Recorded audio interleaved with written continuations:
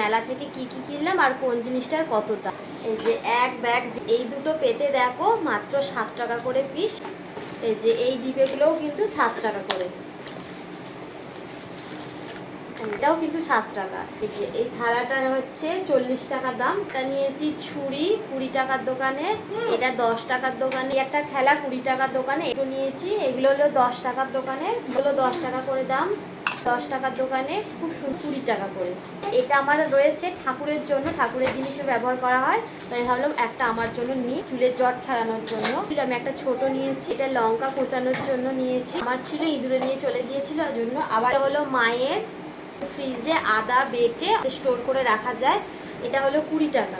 ভিডিওর জন্য মানে হয়ে গেছে বলে আমি আবার একটা মা কিনেছিল মায়ের থেকে, একটা আমি স্প্রাইট দেওয়ার জন্য 20 টাকার দোকানে। আমার ছোট ছেলের জন্য, এটা আমার ছোট বাবুর জন্য, সুজনের জন্য।